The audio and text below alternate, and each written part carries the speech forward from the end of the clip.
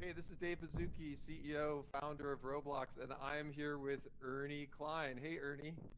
Hey, Dave. Good to see you, man. Yeah, it's been a couple years.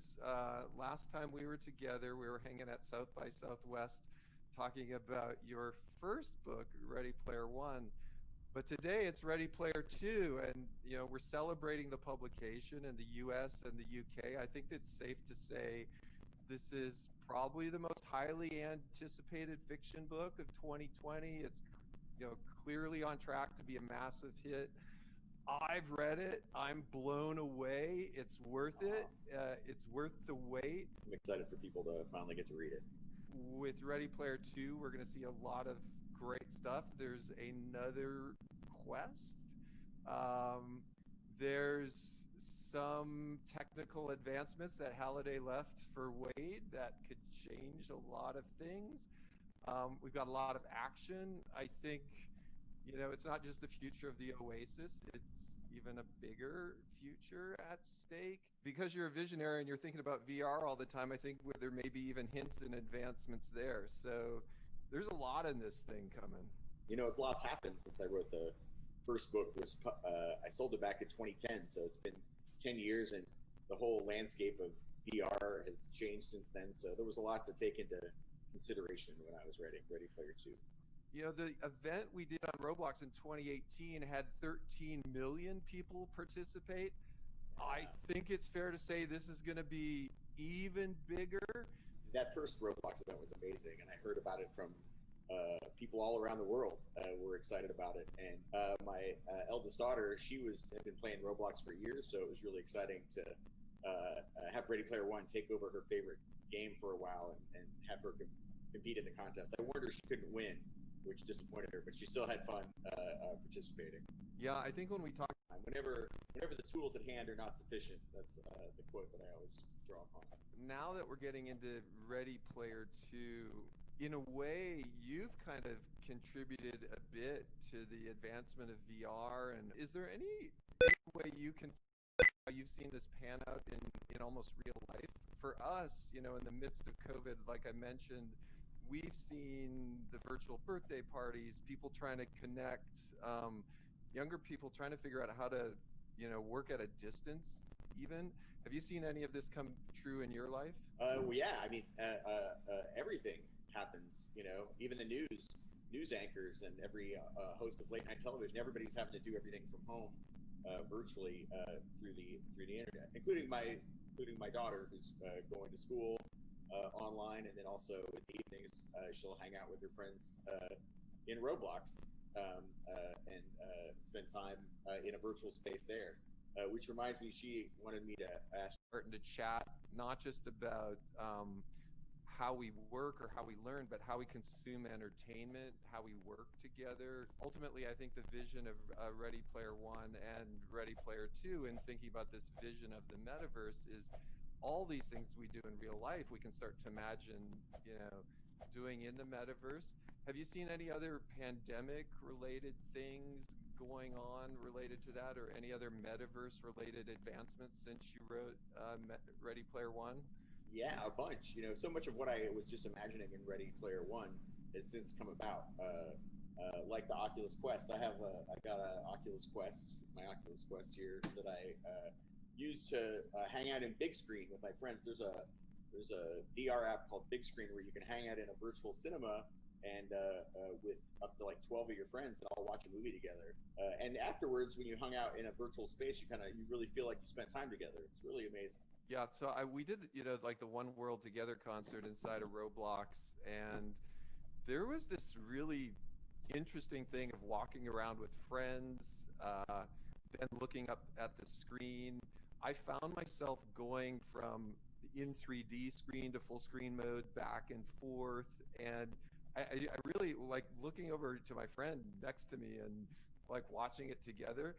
I caught a little of that energy, which I think is what we're all hopeful that the metaverse can kind of bring. So I'm looking behind you at your vehicles. I actually have two DeLoreans hidden back here. So this is my garage where I come for inspiration. When I was just out of high school, I had a 1969 Pontiac Firebird, 400 Oh, cubic inch V8, 4 speed. I I know DeLorean is like super favorite for you. Do you use the DeLorean? Like how often do you drive it? I like to take this car out every night between usually like 8 and 10 o'clock, and listen to 80s music and just like recharge my creative batteries. And whenever I take it out, it always makes people happy. You know, when they're seeing the car, usually somebody's seeing the DeLorean for the first time and they've never seen a time machine in person. So it's like a traveling happiness mobile. You know, one thing I'm curious about, those DeLoreans, are they stock or have you had to like modify the engine or anything to keep them going? Yeah, they're all like 35 years old. They made all the DeLoreans between 81 and 82, they're all about 40, almost 40 years old now, and they do require a lot of work to keep them running. And then plus adding all they obviously don't come with all the flux capacitor and wormhole emitter and all the Back to the Future gear. That's all has to be kind of scavenged and cobbled together. So I've been making it more screen accurate over the years. There's always more tweaks I can do to make it cooler. So it's like a hobby, you know, having a car like an old car like this antique. It's a fun hobby to have. And I think in a sense, I think those are stainless, aren't they? Like, Oh isn't yeah, the they never rust. Yeah, isn't that they like the never. Cybertruck 4 years earlier? I know. Yeah, yeah. It's the Cybertruck definitely looks like it took some inspiration from the DeLorean. For a car that came out 40 years ago, it's still the most Yeah. futuristic looking car there is. It looks like a spaceship. Hey, so I know with Ready Player One and now with the release of Ready Player Two, your life's probably gone through a lot of change. Mine has too. You know, there was this time before in the early days of Roblox, it was Eric and me, like two of us, just working on this thing, and then Matt and John joined us, and that was very different for me. You know, that was going in, writing code every day, quiet office. My life's completely different now, and now we have hundreds and hundreds of great people that all work together. How about you? Like, has your life changed? Yeah, my life has changed drastically. Since when I was writing Ready Player One, I was working a tech support job. I was interested in technology, but I always wanted to be a writer. But I also was interested in computers, and working tech support was a way to kind of work in a facet of what I was interested in. But it was a grueling job where I was on the phone, for 10 hours a day and helping people with their computers. And it wasn't a job that I enjoyed, but because I worked that job, a lot of elements of what I was learning about technology and helping people use computers, and also the job of being a tech support rep, that all worked its way into my novel, into Ready Player One. The way the main character works tech support in the Oasis for a while, and so that was something from my life that ended up informing the story. So even though I didn't enjoy that job at the time, and wished I was working somewhere else, now I'm grateful that I had that job and that experience, because it worked its way into my story. It's like when I was a kid, we lived in a trailer park for a while, which was not fun. And my room was actually the tiny laundry room of the trailer, and it was just for a little while. But that was something that I put into Ready Player One. Wade Yeah. sleeping in the laundry room of his trailer, and Yep. and the stacks, and all of that came from this experience in my real life, and I saw it depicted in a Steven Spielberg movie. So that's something I always like to tell aspiring writers about. Is sometimes you're doing a job in your life, or you're living somewhere that you're not happy with, but later on that could help inspire you to write the story that could change your life. So you should kind of embrace those experiences, whatever is going on in your life, and try to put that into your work. And I think there's a lot of optimism, you know, in your books as well. Okay, so this is gonna take a long time, and this is my voice. Wow. This is kind of boring. Okay. Yeah. Wait. If I really got a lot of time. Oh, here it's midnight. Here, but hey, is this random? Is there some significance to this? Like the number 3, Ready Player One. 3 is the magic number. Number 7 is a number that comes up a lot in pop culture and in video games. And kind of collecting 7 pieces of something is something that would come up in Dungeons and Dragons modules, and also in like Sonic the Hedgehog had 7 Chaos Emeralds that were red, yellow, blue, cyan, white, purple, and green. And once you collected all of them, that's what you had to do to, I think, defeat Dr. Eggman and win the challenge. But there are a lot of quests that involve the number 7, and some songs that involve the number 7. And so I saw that was a way to weave all those things into the story and have a kind of a connecting element between them. So it'll make sense what I'm talking about once people out there read the book. But yeah, the number 7 was a big influence.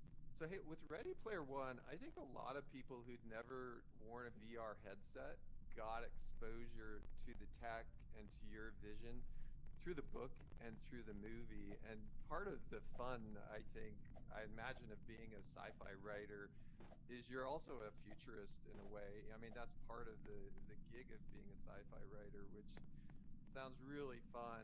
And I think, you know, in Ready Player 2, I think you go even a little further, and there's some really exciting kind of, you know, vision going beyond that. When we at Roblox, we kind of done the same thing. We've had vision for 15 years, and it takes a lot of time for some of these things to become reality. But when they do, it's super satisfying. And I'm wondering for you, how's it feel when you see some things in real life come true, you know, after you've written about them? Well, it's gratifying, but I don't automatically assume that it was my book that helped inspire it, unless, you know, sometimes like with the Oculus Rift, the people who worked on that told me in person that the Player One had inspired them.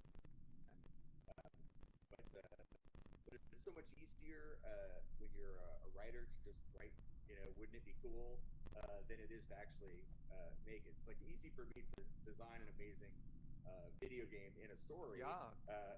But as you know, it's much harder to actually make the real thing. I think that could be a good thing, though, right? Because us technologists, we can get locked in by how difficult it is to build stuff. Where writers and futurists, you have the freedom of the written word, right? There's no limit to what you can imagine, and then the technologists more have to like figure out, can we really build it? Right. And they're the only ones that can really build it. If it was just left up to the writers, all this stuff would remain fantasy. But that's something that I remember hearing about Star Trek, the old Star Trek series.